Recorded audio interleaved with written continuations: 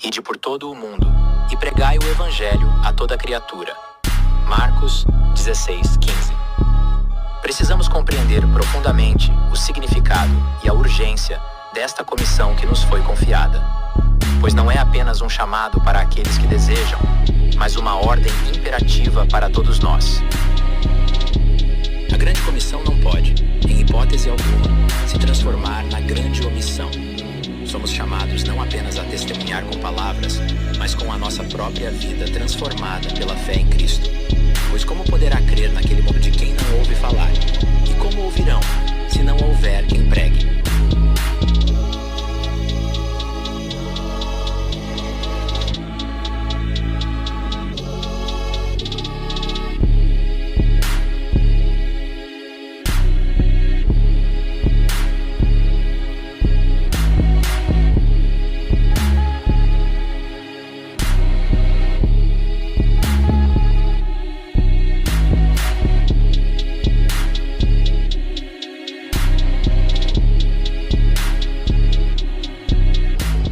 Boa noite, tudo bem, gente? Bom, quando eu recebi o convite para estar aqui com vocês hoje, eu achei muito interessante o nome do ministério aqui de jovens e adolescentes, o Comissão. E seguindo esse nome Comissão, a mensagem que eu queria falar hoje é baseada na Grande Comissão. Por isso eu queria que, se você tiver Bíblia hoje, vamos ler Mateus 28:18.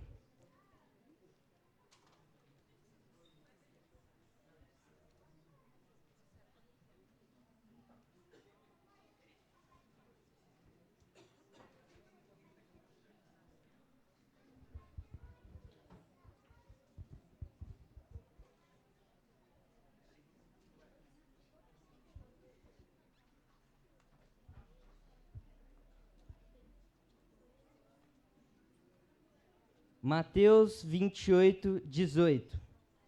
Então Jesus aproximou-se deles e disse: Foi-me dada toda a autoridade nos céus e na terra. Portanto, vão e façam discípulos de todas as nações, batizando-os em nome do Pai, do Filho e do Espírito Santo, ensinando-os a obedecer a tudo que eu ordenei a vocês. E eu estarei presente. E eu estarei sempre com vocês, até o fim dos tempos. Amém? Amém? Bom, quando a gente lê esse texto de Mateus 28:18, ou melhor, quando eu leio esse texto de Mateus 28:18, eu consigo imaginar e pensar 5 coisas, que é o que eu quero falar hoje com vocês, 5 pontos. O primeiro ponto que eu queria comentar com vocês é que toda a autoridade pertence a Jesus. Inclusive, ele começa dizendo: Foi-me dada toda a autoridade nos céus e na terra. Mas, se a autoridade pertence a Jesus, primeiro a gente precisa saber quem é Jesus. E antes de responder sobre a autoridade pertencendo a Jesus, precisamos responder: quem é ele? Sabemos quem de fato Jesus é? Sabemos de fato quem Jesus foi? Ele foi apenas um homem? Ele é homem, ele é Deus? Ele é simplesmente só Deus? Ou ele é simplesmente só uma pessoa boa que andou na terra, fez muitos milagres, compartilhou algumas mensagens e fez algumas coisas boas? Toda a autoridade me foi dada no céu e na terra. Bom, esta é a primeira frase que Jesus menciona em Mateus 28:18. Mas quem de fato Jesus é?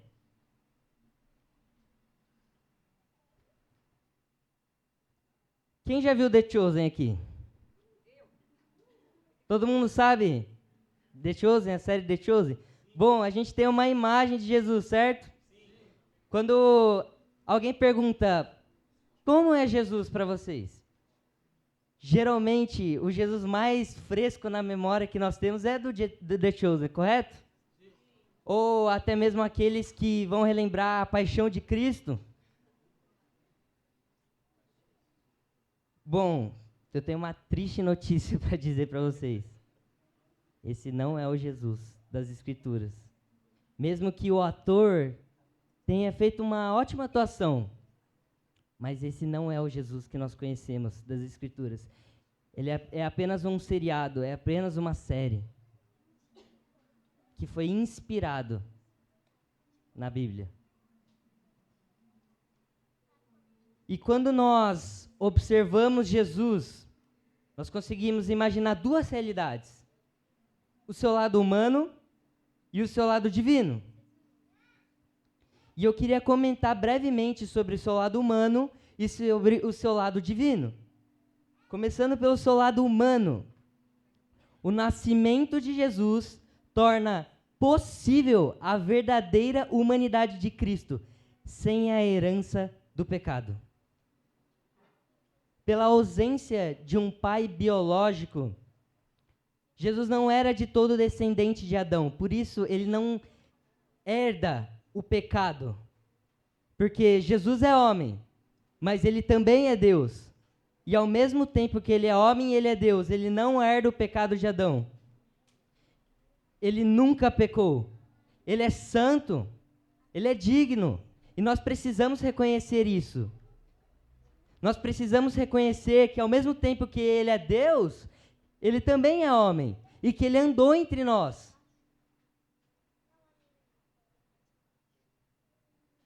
E por ele não ser descendente de Adão, essa interrupção na linha da descendência foi um método que Deus usa para que Jesus fosse plenamente humano e mesmo assim não partilhasse do pecado humano, do pecado de Adão. Quando olhamos para Jesus, para a pessoa de Jesus, para a sua humanidade, nós conseguimos ver que ele possuía um corpo humano, ele possuía mente humana, ele possuía alma humana e ele possuía emoções humanas, assim como nós também possuímos um corpo, possuímos uma mente, alma e emoções.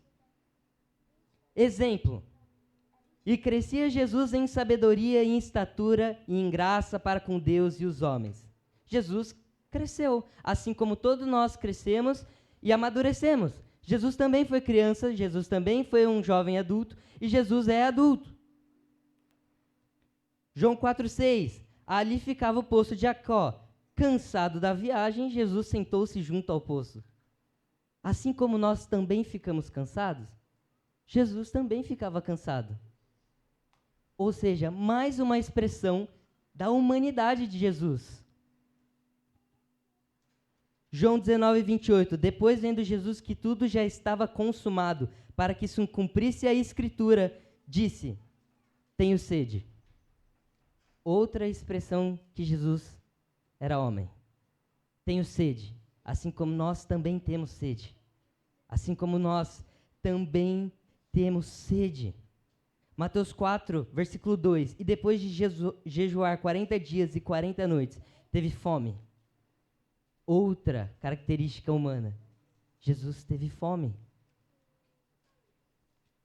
Lucas 23:26, enquanto conduziam, eles agarraram um cirineu, chamado Simão, que vinha do campo, e puseram-lhe a cruz sobre os ombros, para que a levasse após Jesus. Provavelmente porque Jesus estava tão fraco, de ser tão açoitado, bateram nele, cuspiram nele, cortaram ele, que ele se sentia tão cansado que ele não conseguia carregar a própria cruz e que precisou de ajuda para levar até o local onde a cruz foi posta. Mais uma característica humana.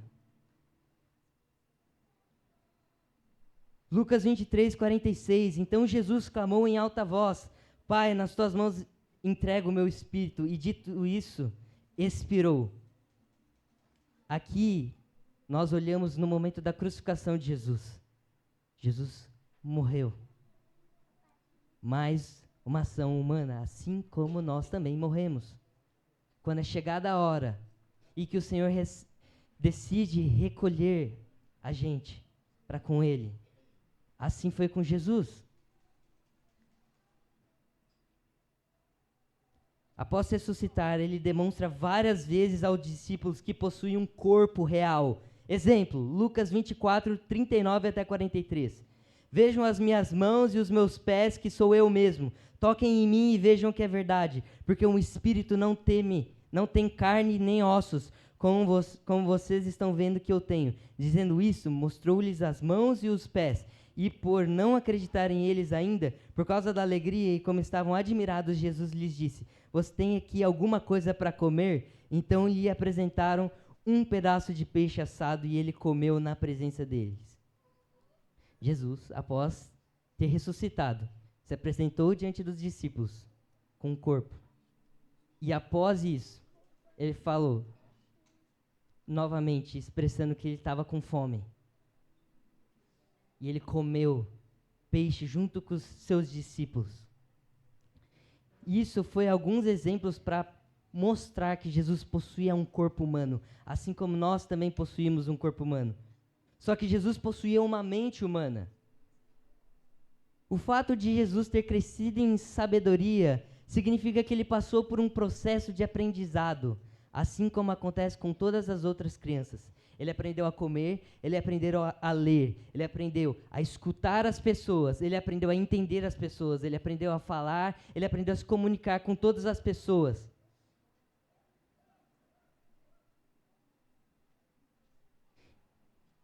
Hebreus 5, 8 até 9. Embora fosse filho, aprendeu a obediência pelas coisas que sofreu, e tendo sido aperfeiçoado, tornou-se o autor da salvação eterna para todos os que lhe obedecem. Jesus possuía uma mente humana,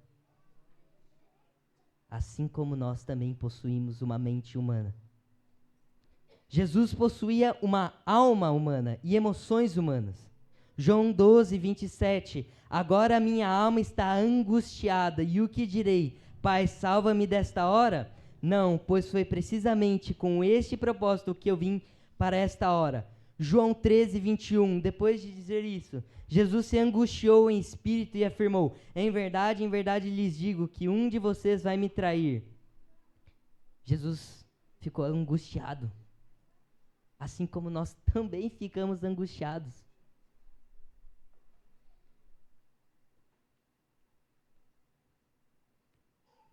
Em seguida, Jesus foi com eles a um lugar chamado Getsêmani e disse aos discípulos: sentem-se aqui enquanto eu vou ali orar. E, levando consigo Pedro e 2 filhos de Zebedeu, começou a sentir-se tomado de tristeza e de angústia. Então lhes disse: a minha alma está profundamente triste até a morte. Fiquem aqui e vigiem comigo. Jesus sentiu tristeza, assim como nós também sentimos tristeza. Jesus ficou angustiado, do mesmo jeito que nós ficamos angustiados.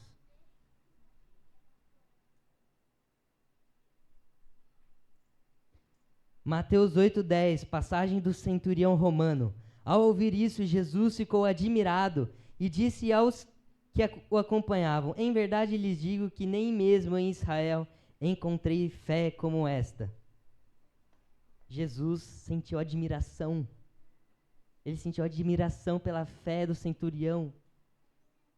Jesus também sentiu admiração, assim como nós sentimos admirados.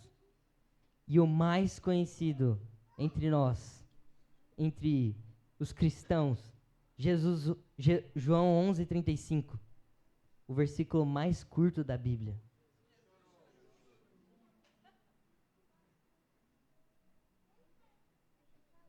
Jesus chorou. Jesus chorou assim como nós também choramos. Jesus sentiu tristeza assim como nós também sentimos tristeza. Jesus também ficou angustiado. Mas ele também ficou feliz, ele também ficou admirado com as coisas que ele viu nas pessoas.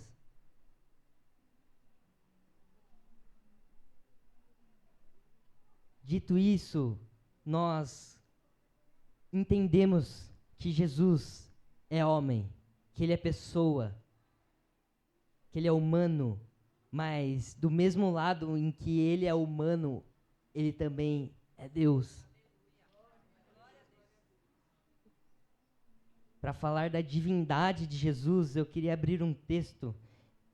João 1, capítulo 1.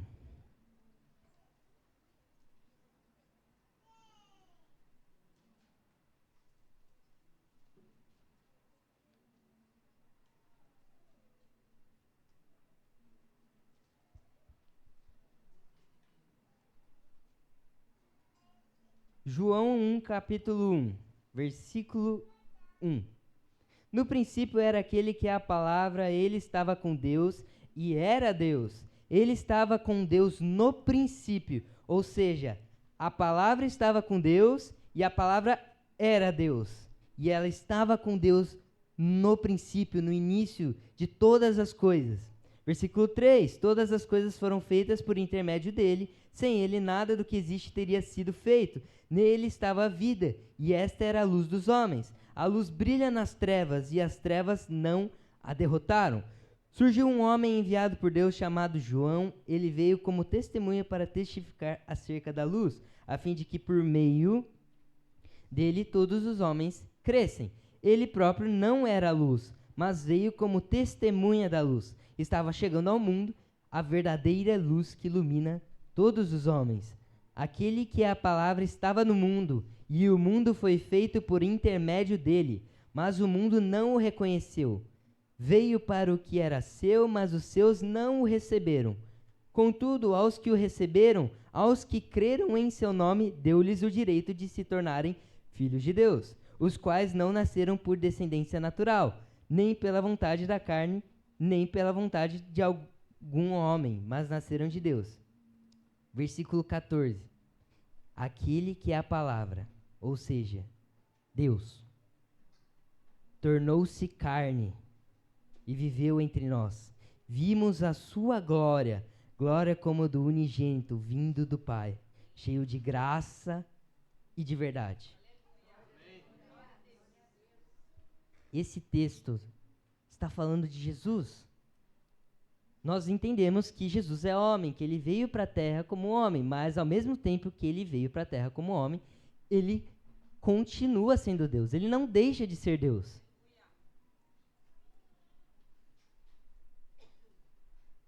Evidências, além desse texto, eu queria comentar acerca de duas palavras. A palavra theos, no grego, Deus, e a palavra Kyrios, no grego, Senhor. Por muitas vezes, quando nós lemos a palavra, essas duas palavras, Theos e Kyrios, foram atribuídas a Deus Pai. Mas, quando olhamos as Escrituras, nós olhamos que também foi atribuída o Theos e o Kyrios a Jesus, a Cristo. Exemplo. Mas a respeito do Filho diz, o teu trono, ó Deus, é para todo sempre. Cetro de justiça é o cetro do teu reino. Mas a respeito do Filho diz, o teu trono, ó Theos, é para todo sempre, cetro de justiça é o cetro do teu reino. Hebreus 1:8, deles são os patriarcas e também deles descende o Cristo, segundo a carne, o qual é sobre todos, Theos, bendito para sempre. Amém. Romanos 9:5, porque a graça de Theos se manifestou, trazendo salvação a todos. Ela nos educa para que, renegados a impiedade e as paixões mundanas, vivemos neste mundo de forma sensata, justa e piedosa, aguardando a bendita esperança e a manifestação da glória do nosso grande Theos e Salvador Jesus Cristo. Mas essas passagens foram apenas no Novo Testamento. Jesus já estava entre nós, com o corpo presente, como homem.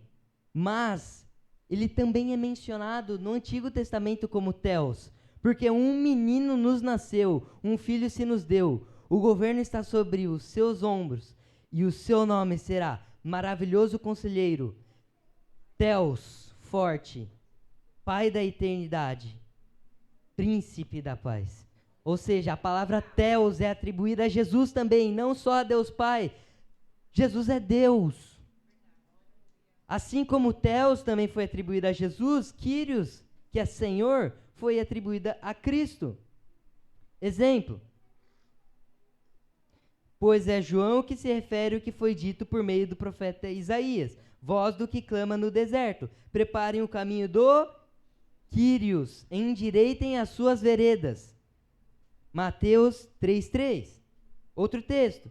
Estando reunidos os fariseus, Jesus lhes perguntou: o que vocês pensam do Cristo? De quem é filho? Eles responderam: de Davi. E Jesus perguntou: então como é que Davi, pelo Espírito, chama o Cristo de Quírios, dizendo: disse o Senhor ao meu Senhor, sente-se à minha direita até que eu ponha os seus inimigos debaixo dos seus pés. Portanto, se Davi o chama de Senhor, como ele pode ser filho de Davi? E ninguém podia lhe responder uma palavra. A partir daquele dia, ninguém mais ousou fazer perguntas. Davi é um homem que viveu no Velho Testamento. Que conclusão Davi chega ao ponto de olhar para os céus e ver o Senhor do meu Senhor? Quem de fato Davi viu naquela hora? Como pode o Senhor do meu Senhor? Davi estava vendo Jesus naquele momento. Essas são algumas evidências de que Cristo de fato é Deus. Mas também, como entendemos anteriormente, Jesus também é homem. Ou como o que a gente costuma chamar hoje em dia, o homem-Deus. Jesus é homem e Jesus também é Deus.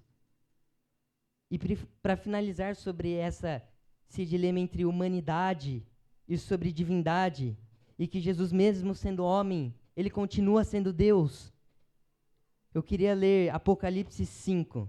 Muito é falado sobre Apocalipse 4, que é um texto bastante conhecido, em que mostra a realidade do trono de Deus, sobre o trono grandioso de Deus e como ele está sentado sobre o trono e como ele governa tudo e todos. Mas vamos ao capítulo 5 de Apocalipse, versículo 1.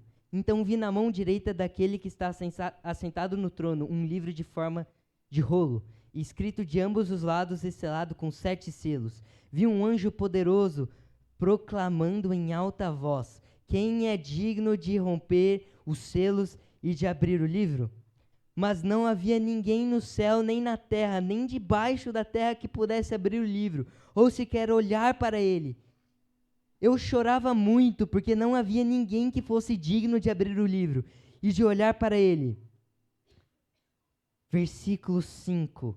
Então um dos anciãos me disse: não chore, eis que o leão da tribo de Judá, a raiz de Davi, venceu para abrir o livro e os 7 selos.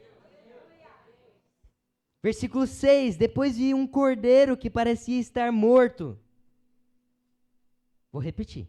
Depois vi um cordeiro que parecia estar morto, em pé no cetro do trono, cercado pelos 4 seres viventes e pelos anciãos. Ele tinha 7 chifres e 7 olhos, que são os 7 Espíritos de Deus enviados a toda a terra. Ele se aproximou e recebeu o livro da mão direita daquele que estava assentado no trono. Ao recebê-lo, os 4 seres viventes e os 24 anciãos prostraram-se diante do cordeiro. Cada um deles tinha uma harpa e taças de ouro cheias de incenso, que são as orações dos santos, ou seja, são as nossas orações. Se você pensa que a sua oração não é ouvida, sim, ela é ouvida. E eles cantavam um cântico novo. Tu és digno de receber o livro e de abrir os selos, pois foste morto e com o teu sangue compraste para Deus gente de toda tribo, língua, povo e nação.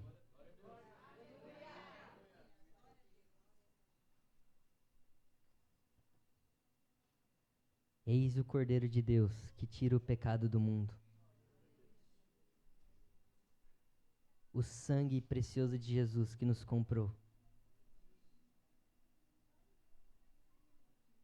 Voltando para Mateus 28:18, após a gente entender quem de fato Jesus é, pergunta: Você consegue imaginar Jesus assim? Você consegue imaginar Jesus, o Cordeiro de Deus, aquele que tem os cabelos brancos como a lã, como a neve, que tem os olhos como chamas de fogo, seus pés como latão reluzente ou bronze polido? Você consegue imaginar esse Jesus? É esse Jesus que está voltando. É esse Jesus que vai reinar sobre a terra.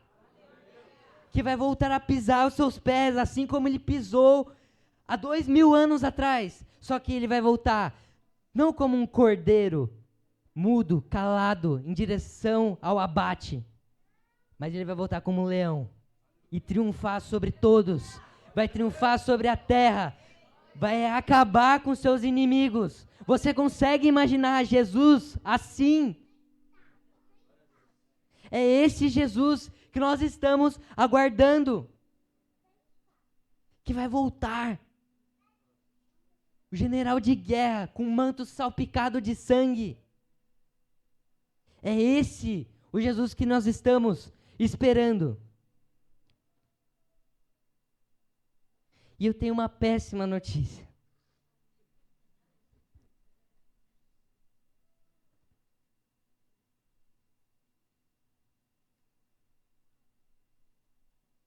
Se você ainda acha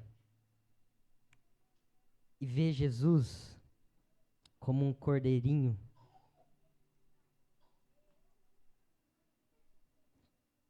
Jesus vai voltar para governar as nações.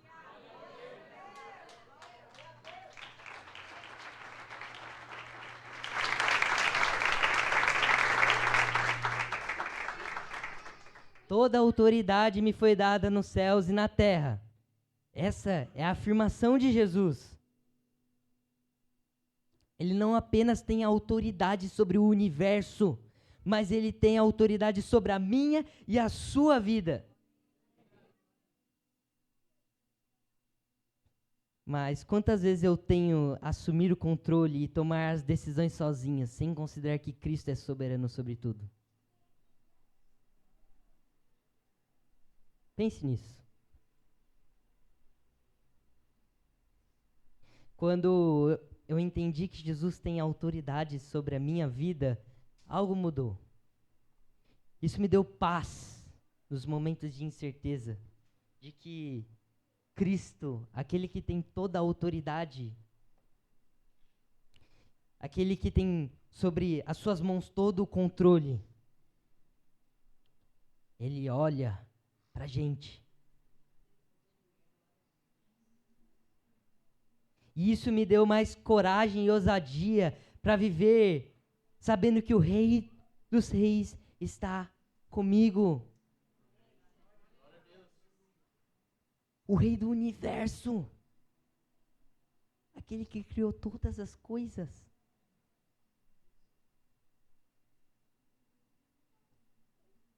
Será que você tem reconhecido a autoridade de Jesus no seu dia a dia? Ele é o Senhor sobre todas as áreas da sua vida? E quando eu falo todas, é todas.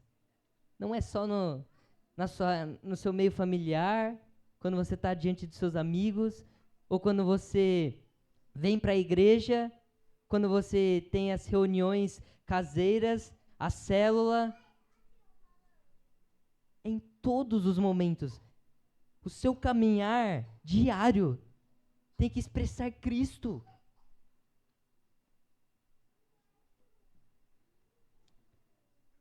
Segundo ponto, um chamado para fazer discípulos.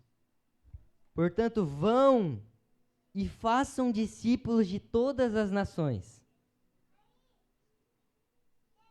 Quando olhamos esse verso, nós encontramos a palavra discípulos. Mas, de fato, o que é um discípulo? O que é ser discípulo de Jesus? O que é ser um seguidor de Cristo?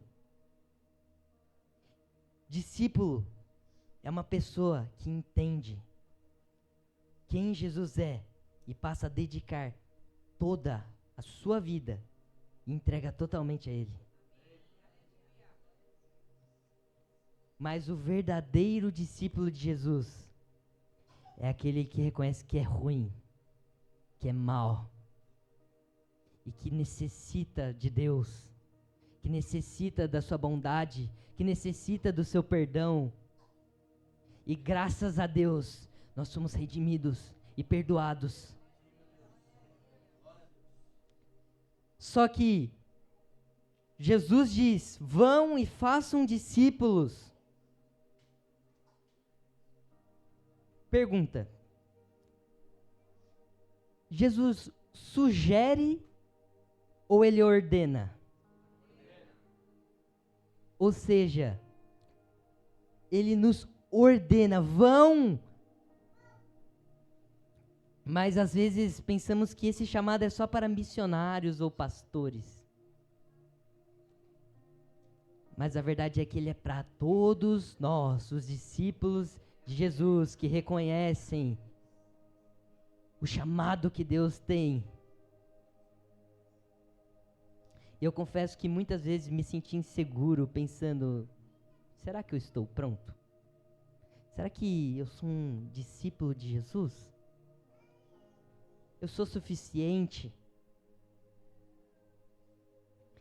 Mas eu percebi que discipular não aborda sobre a perfeição.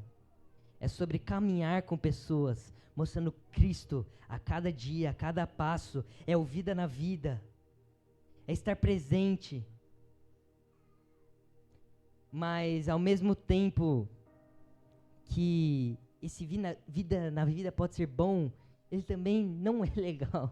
Porque quem gosta de sofrer uma exortação não é legal. Mas é isso. É o ferro afiando o ferro. À medida nós vamos crescendo em Jesus, cada dia crescendo mais, crescendo juntos, sendo discípulos de Jesus.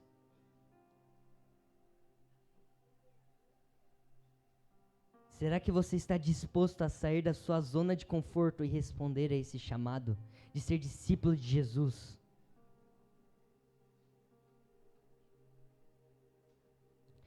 Três, batismo, um sinal de pertencimento. Batizando-os em nome do Pai, do Filho e do Espírito Santo. O batismo é mais do que um rito ou cerimônia, é uma declaração pública de que pertencemos a Deus e de que fomos transformados por Cristo.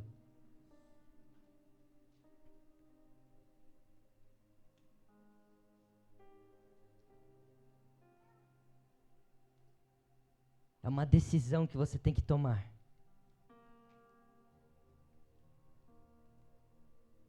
Uma declaração pública de que você pertence a Deus. De que você é discípulo dele. Você provém dele. E isso não é apenas um ato externo, mas a confirmação de algo que Deus já havia feito.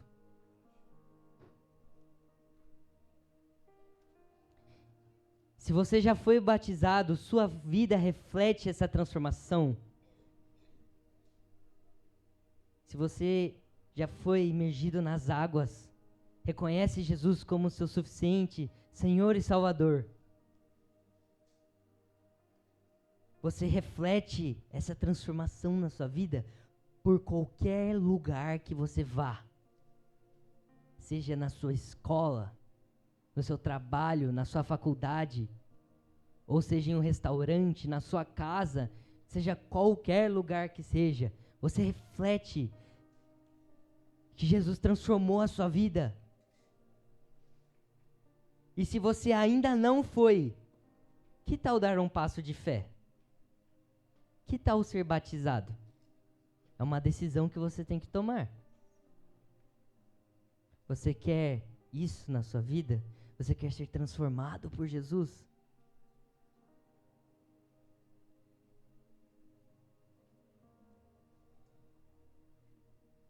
Quarto ponto, ensinar e obedecer, ensinando-os a guardar todas as coisas que tenho ordenado a vocês.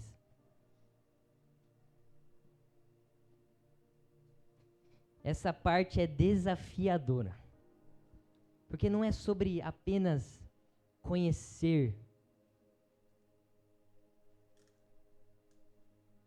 Envolve conhecer, mas também experimentar. Não é apenas ter informações sobre Jesus, ou sobre informações do que ele disse, mas é sobre conhecer de fato quem ele é. É viver o que pregamos, é viver o que acreditamos na palavra. E será que as nossas vidas estão de fato apontadas a Cristo?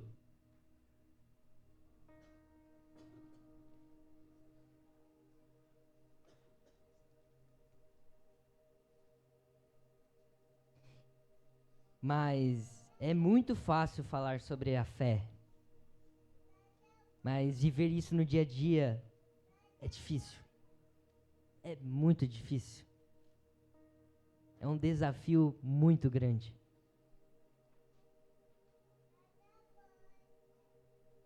Mas também é uma oportunidade incrível de mostrar a graça de Deus para as pessoas. Passar o conhecimento sobre Jesus.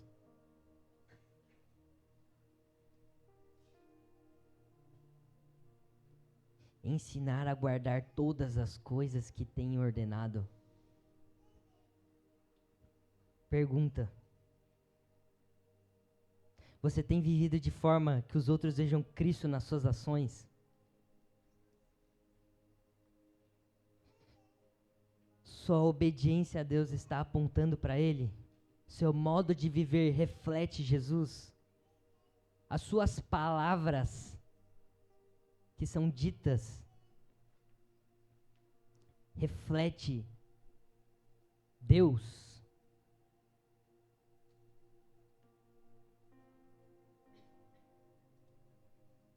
Quinto ponto, e graças a Deus por isso. E eis que estou com vocês todos os dias. Não é só na segunda-feira, na terça-feira, na quarta-feira, na quinta, na sexta, no sábado, no domingo, no culto. Mas é todos os dias, todas as semanas, todos os meses, todos os anos. Ele está conosco, é uma promessa. Jesus está conosco. Quando eu me sinto sozinho, sobrecarregado ou incapaz, lembro que Jesus está comigo. E não importa onde eu esteja ou o que eu esteja enfrentando, Ele nunca vai nos abandonar. Essa promessa nos dá força para continuar a caminhada da fé. Nos dá força para entender a ordenança de Jesus. Vão por todos os lugares. Qual é a sua resposta para isso? É um sim ou é um não? Qual é a sua resposta para o chamado de Jesus? Vão por todos os lugares. Preguem o evangelho por todas as nações.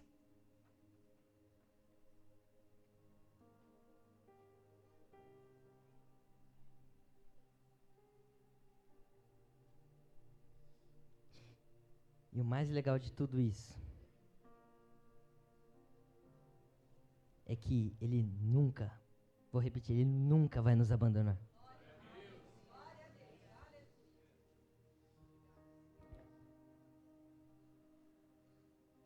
Nós, como humanos, nós, como seres humanos, nós temos uma mente, uma linha de raciocínio limitada, finita.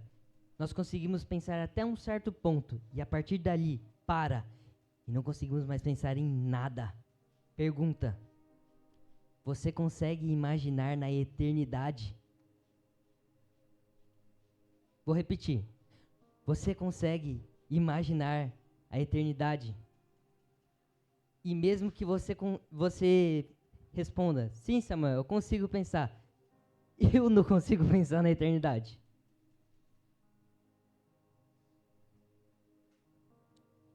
E esse Deus disse, eu estarei com vocês todos os dias, até o fim dos tempos.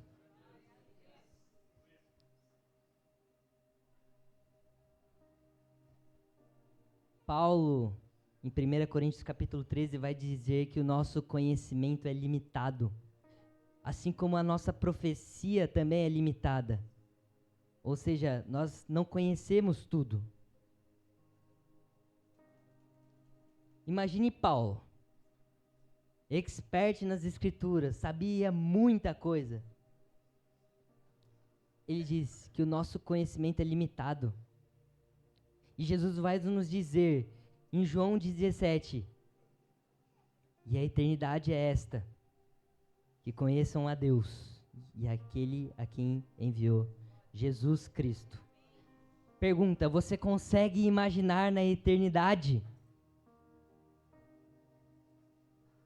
algo que vai durar para sempre? Para sempre. E para sempre, e para sempre, e para sempre. Para sempre, e para sempre, e para sempre. Vocês conseguem imaginar para sempre, conhecendo a Deus? E esse Deus, tão grande, que está fora da nossa realidade, porque, inclusive, Ele foi a quem criou a nós, o nosso tempo, ou seja, o tempo em que nós vivemos, obedece a Deus, porque Ele é fruto de Deus. O tempo foi criado por Deus. Esse Deus que está fora do nosso tempo, esse Deus que está acima de todas as coisas, esse Deus tão grande,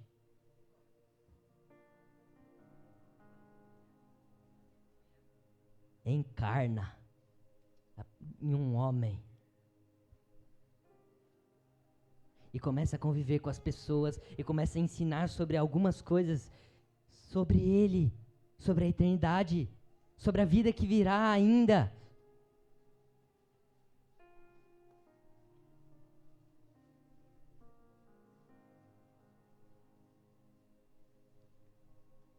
Eu queria ler um texto, Filipenses capítulo 2, versículo 5.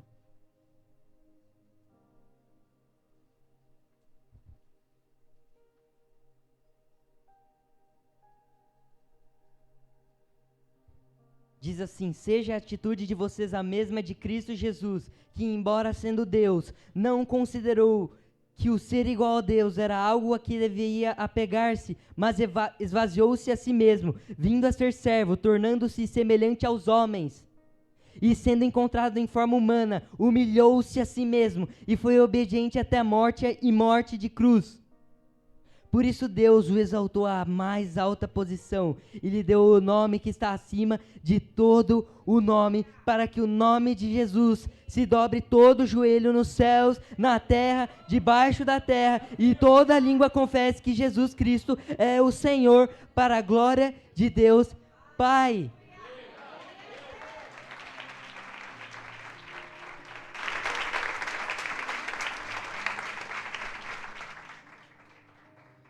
Mas vocês conseguem imaginar que esse Deus, acima de todas as coisas, tendo vindo em um bebê, aprendeu a caminhar, aprendeu a falar, precisou ser amamentado, precisou ser cuidado, cresceu em obediência, em estatura, em sabedoria. Esse Deus que tomou forma de servo e veio semelhante aos homens. O Deus que auto se declara vida, morre. Como? Mas ao mesmo tempo que ele se declara vida, ele se declara ressurreição.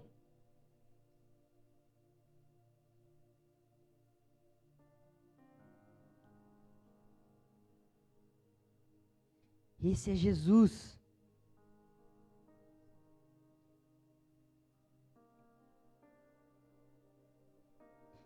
Como pode um Deus que sempre existiu, antes de todas as coisas, passar a nascer? Como pode? Que milagre! Graças a Deus, porque hoje, através de Jesus, podemos ter comunhão com Deus, nós temos paz com Deus, nós acessamos as regiões do céu, a sala do trono.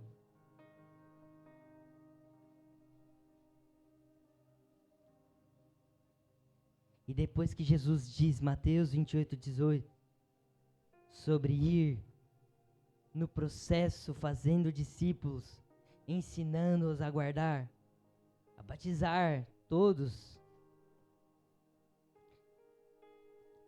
Mas em seguida, nós vemos a ascensão dele aos céus. E agora, o que dirá dos discípulos sem Jesus? Mas também há uma promessa de Jesus que ele diz: é melhor que eu vá, para que o outro venha. E esse outro de quem ele está falando é do Espírito Santo de Deus, que nos foi prometido. E a partir disso, depois que Jesus é assunto aos céus, Pedro, imagine Pedro. Como pode um homem que era totalmente falho, que só se mentia em encrenca, era pela graça de Deus mesmo, como pode Pedro, diante de um coxo, estender a sua mão e falar, levanta, e o coxo sair andando? Que milagre é esse? O que Pedro e os outros discípulos entenderam naquele momento? Eles estão cumprindo o que Jesus está falando. A que ponto esse mesmo Pedro,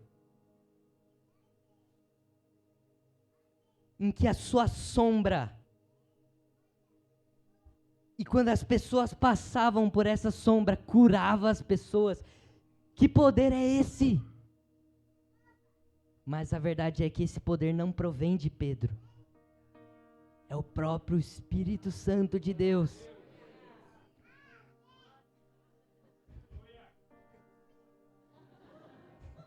Amém? Amém.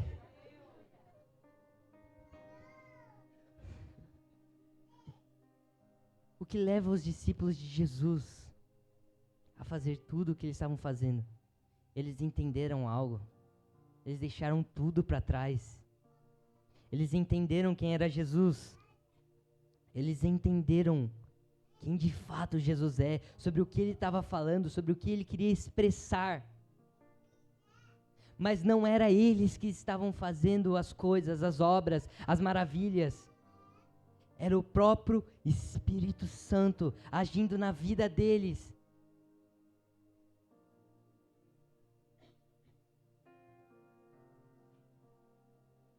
E hoje eu quero te convidar a refletir sobre algo.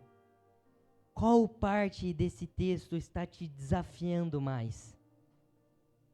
Você tem reconhecido a autoridade de Jesus? Ou será que você tem respondido ao chamado para fazer discípulos? Tem vivido com a consciência de que Ele está com você todos os dias? Qual parte te desafia mais?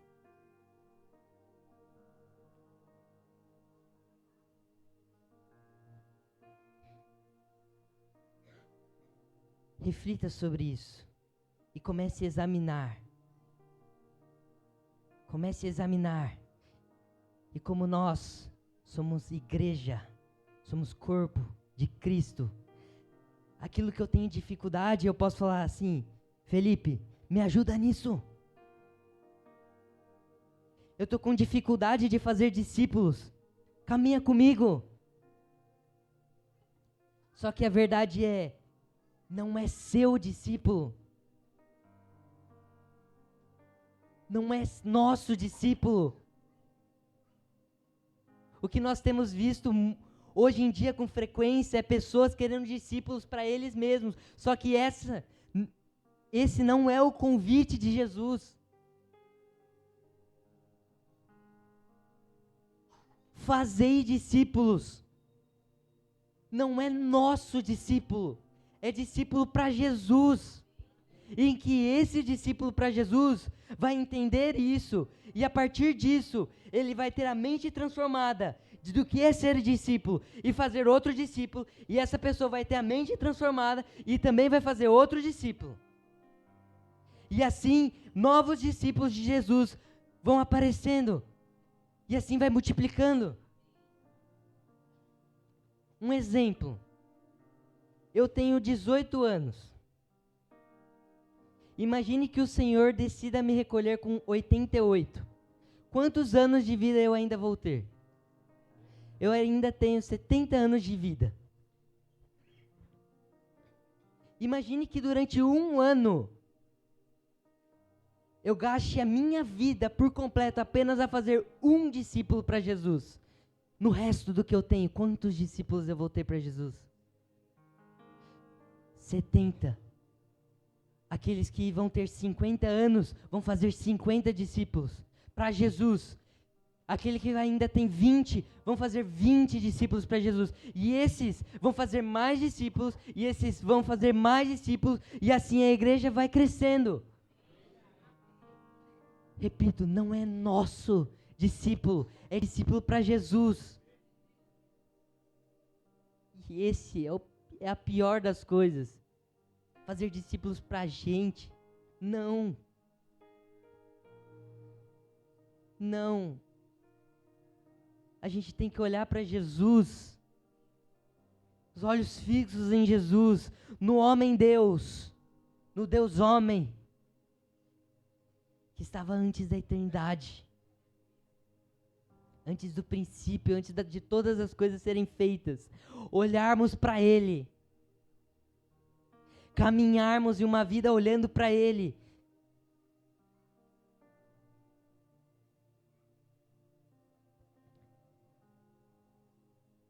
E a verdade é que os discípulos têm comunhão e união entre eles, mas só que comunhão não é tomar café, não é se reunir para comer um pão juntos ou tomar um café. Não. Quando estamos falando em discípulos de Jesus, em vida na vida, em comunhão, é comungar a Cristo juntos. É estar presente na vida do outro. Jesus tinha 12 discípulos, e dentre esses 12 ele tinha 3. E dentre esses 3, ele tinha 1. E esse 1 era aquele que escutava as batidas do coração dele. É aquele que sabia o que estava passando de verdade. Você tem essa pessoa com quem você pode contar?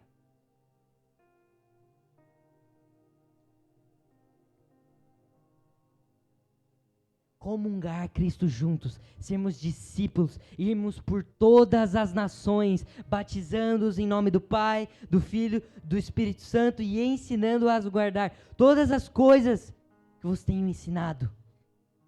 E repito, eis que estou com vocês todos os dias até o fim dos tempos. Essa é a promessa de Jesus. Ele está conosco todos os dias até o fim dos tempos. Seja em qual situação for, Ele vai estar lá. E você não pode fugir disso. Ele está lá. Ele está olhando para você. O Deus Criador sobre todas as coisas expressa na pessoa de Jesus, em Mateus 6,6, disse: quando entrar no seu quarto, fecha a porta e busca o teu Pai no secreto, que Ele vai te ver. Ou seja, o Deus Criador do universo está acessando o seu quarto e Ele está te vendo. O Deus Criador do universo está observando você ter relacionamento com Ele, e Ele quer se relacionar com você, quer ter intimidade com você. E Ele nos chama a ser amigos, discípulos.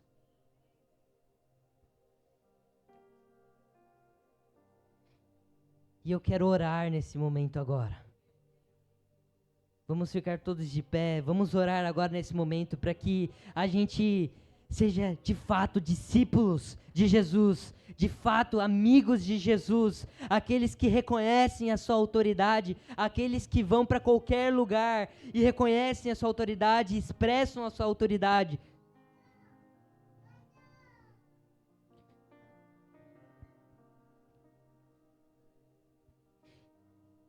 E essa função de orar agora não é só com quem está com o microfone, é de todas. Vamos juntos praticar isso. Todos são chamados a ser sacerdotes e ministrar incenso ao Senhor, adoração ao Senhor. Então vamos todos orar para que isso aconteça. Vamos orar sobre a autoridade de Jesus, para que a gente cumpra o ID a todos os lugares e que a gente expresse o Evangelho e que a nossa resposta seja sim, sim para a missão de Deus, sim para o Evangelho e sim para Jesus. Senhor, entregamos as nossas vidas a você, nós reconhecemos completamente a sua autoridade, nós confessamos que o Senhor é Deus, que o Senhor é homem. Nós confessamos aqui nesse lugar, Senhor, o Senhor é Deus, dono das nossas vidas. Obrigado, Deus, pelas suas palavras. Tu tens toda a autoridade nos céus e na terra. Ajuda-nos a viver como discípulos fiéis, como amigos que entendem o chamado do ID e que em todos os lugares, pregam o Evangelho, entendem o chamado de Deus, entendem a autoridade de Deus. Comece a aumentar a sua voz, não é só uma pessoa, mas todos juntos, aqui agora, vamos levantar as nossas vozes. Senhor Deus, nós adoramos o seu nome, confiamos na sua palavra, e ensina-nos a obedecer as tuas palavras, a guardar a tua palavra, e que a gente possa ter confiança em ti. Em todos os lugares nós confiamos em ti, confiamos na tua presença todos os dias, que tudo o que fizermos aponte para Jesus Cristo. Aumente a sua voz. Se você ora em línguas, comece a liberar. Se você tem um cântico no seu coração, comece a cantar, mas não fique de fora disso, é um chamado para todos. Vamos, vamos. Nós reconhecemos a sua autoridade, expressamos quem o Senhor é, Jesus. Nós queremos refletir quem o Senhor é. Ajuda-nos no decorrer da caminhada, ajuda-nos a ser irmãos, a ser discípulos de Jesus, ajuda-nos. Jesus, nós reconhecemos que nós somos ruins, que nós somos maus, que nós somos pecadores. Por isso, Jesus, nos perdoa de todo o pecado, de todas as coisas más que a gente tem feito, Jesus. Nos ajuda, nós pedimos, por favor, que nessa caminhada, que não é fácil, nos ajuda, Senhor. E eis que o Senhor disse que o Senhor estaria conosco todos os dias, até o fim dos tempos. Muito obrigado, Jesus, por essa promessa. Eis que o Senhor está conosco até o fim dos tempos. Obrigado, Jesus. Obrigado, Jesus. Se você tem palavras de gratidão a Jesus, comece a dizer: obrigado, Jesus. Obrigado porque o Senhor é bom. Obrigado porque o Senhor nos libertou. Obrigado, Senhor, por ter se oferecido naquela cruz. Obrigado, Senhor, pelo seu sangue derramado naquela cruz. Obrigado por cada gota de sangue derramada naquela cruz. Nós reconhecemos a sua autoridade. Muito obrigado, Jesus. Muito obrigado, Jesus. Muito obrigado, Jesus.